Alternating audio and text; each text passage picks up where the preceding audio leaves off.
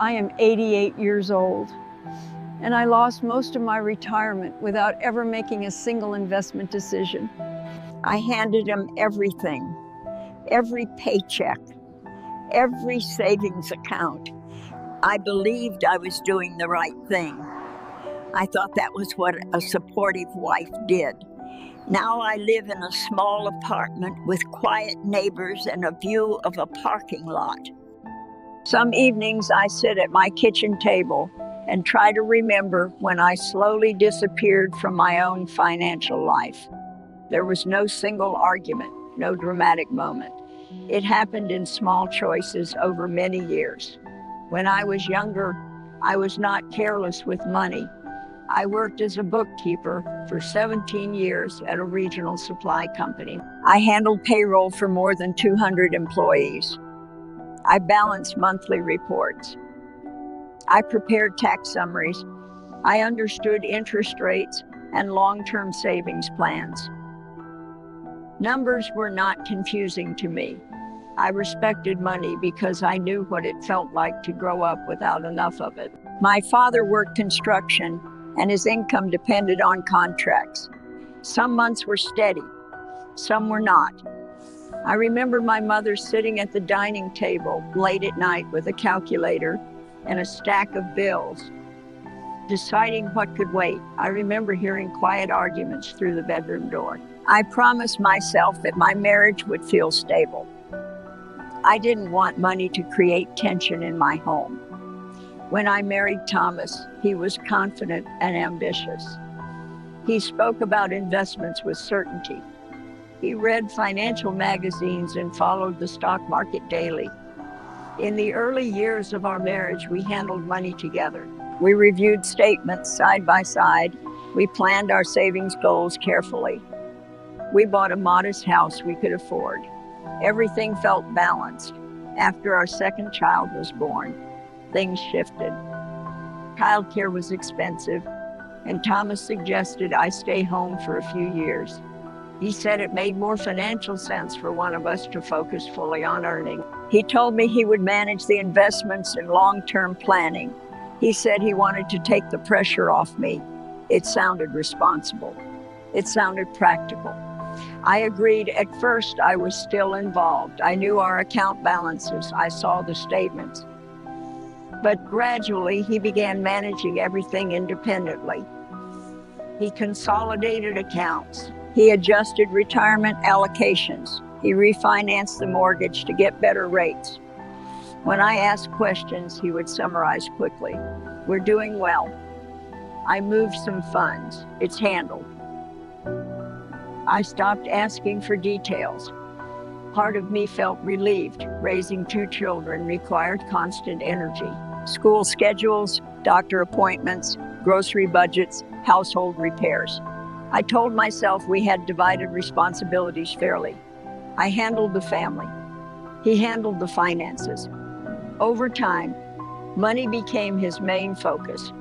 He joined a golf club to meet other investors. He attended late dinners to discuss business opportunities. He talked about property deals and partnerships. I would see folders and printed spreadsheets on the kitchen table at night. When I asked if everything was secure, he would say, "Don't worry, it's under control." There were warning signs. He missed our daughter's piano recital because of a meeting. He skipped our son's award ceremony for a business trip. Anniversaries became short dinners between calls. I defended him to the children. I said he was building our future.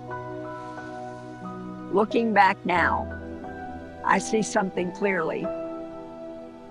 I valued peace more than participation. I avoided questioning him because I didn't want tension. I believed silence was a form of trust. I did not realize that silence slowly removes you from decisions that shape your future. The real mistake did not happen overnight. It built up slowly, the way most financial mistakes do. Thomas had made a few successful investments before. A rental property that appreciated, a stock purchase that doubled over several years. Each success made him more certain. and each success made me more comfortable staying out of it. Then came the deal that changed everything. It was a commercial real estate development project in a growing area about 2 hours from where we lived. He said the city was expanding. He said new businesses were moving in. He said the property value would increase quickly once construction finished. He planned to invest a large portion of our retirement savings. I remember sitting across from him at the dining table while he explained it. He had spreadsheets printed out, charts, projections. He was energized. I asked how much of our savings would go into it. When he gave me the number, I felt a tightness in my chest. It was more than half. I asked if that was too much to put into one project. He said concentration creates real wealth. He said diversification limits growth. I suggested we talk to an independent financial advisor. He looked at me and said, "Do you think I don't know what I'm doing?" That question ended the conversation. I didn't want to insult him. I didn't want to create distance. I told myself he had been managing everything for years. I told myself I trusted him. So I signed the documents. 6 months later, the project began to collapse. Construction delays, budget overruns. One of the partners had more debt than he disclosed. Financing fell apart. The property was not worth what they projected. Lenders started calling. We lost most of what we had invested. When he told me, he didn't shout, he didn't cry. He just stood in the living room and said the deal had failed. I asked how much we had lost. When he told me the number, I felt dizzy. Decades of disciplined saving were gone. The practical changes happened quickly. We sold the vacation property. We liquidated other investments at a loss to cover obligations. I went back to work at 69 years old. I hadn't expected to return to an office at that stage of life. Sitting at a desk again felt strange. I was older than most of my coworkers. They were planning their futures. I was trying to repair mine. Our marriage changed. We were not angry in loud ways. We were quiet in painful ways. Conversations became shorter. There was tension in simple exchanges. I finally told him I wished I had understood the full risk. He said I had chosen not to be involved. He wasn't entirely wrong. That realization hurt more than the financial loss. Then, at 74, he had a stroke. I remember the hospital hallway, the smell of disinfectant, a nurse asking detailed questions about insurance coverage and policy numbers. I stood there with a folder of documents I barely understood. I had once managed corporate payroll systems, and now I could not confidently explain my own insurance plan. He survived, but recovery was slow. Medical bills added pressure. We adjusted what little savings remained. 5 years later, after a gradual decline, he passed away quietly. After the funeral, I sat across from an estate lawyer. That meeting forced me to see everything clearly for the first time. Investments tied up in complicated structures, penalties on early withdrawals. I had to sell our home to stabilize my finances. Packing that house alone was one of the hardest experiences of my life. And with every box I sealed, I kept thinking the same thing. I should have stayed involved. Selling the house was not just a financial decision. It felt like closing the door on the life I thought we had built securely. I packed each room slowly.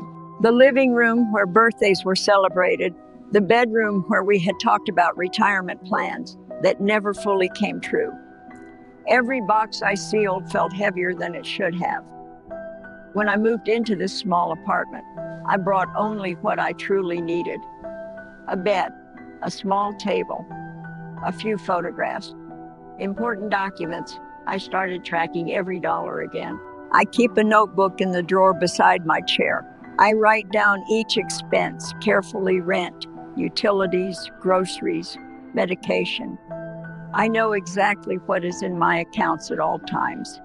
It is almost ironic. At 88, I am finally fully aware of my finances again. But awareness at 88 does not fix what happened at 60. My regret is not only about the money. Yes, the loss changed our retirement. Yes, it forced me back to work. Yes, it reduced the comfort we expected in old age. But the deeper regret is about participation. I slowly removed myself from decisions that shaped my future, not because he demanded it, because I allowed it. I convinced myself that avoiding tension was protecting our marriage. I believed that staying quiet meant I trusted him. I told myself that since he was confident, he must be right. What I did not understand then is that trust and involvement are not opposites. You can love someone deeply and still ask questions. You can respect someone's experience and still review the numbers. You can support your spouse and still insist on transparency. I confuse silence with loyalty, and silence can be expensive. Old age changes how you see things. When you're young, retirement feels far away. Risk feels exciting, growth feels powerful. But when you are older, stability becomes more important than growth. Predictability. You begin to understand that independence in old age depends on preparation decades earlier.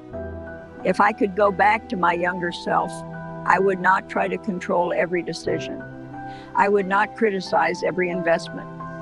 But I would sit at the table for every conversation. I would read every document before signing. I would attend meetings with financial advisors. I would understand exactly where our money was invested and why. Not because I expected failure, but because shared responsibility protects both people. I loved my husband. He believed he was making smart decisions for our family. He did not intend to put us at risk. But good intentions do not eliminate consequences. Confidence does not eliminate exposure, and love does not replace oversight. If you share finances with someone, stay informed, know your accounts, understand your debts, review your investments. Do not step back just to keep the peace. A difficult conversation today is far easier than rebuilding your life at 70. I sit in this quiet apartment now, and I think about how different things might have been if I had remained present in those decisions. Maybe the outcome would have been the same, maybe not. But at least I would have faced it as an equal partner. I gave my husband control of the money because I believed that was trust. Now I understand that real trust includes shared responsibility. And I learned that lesson far too late.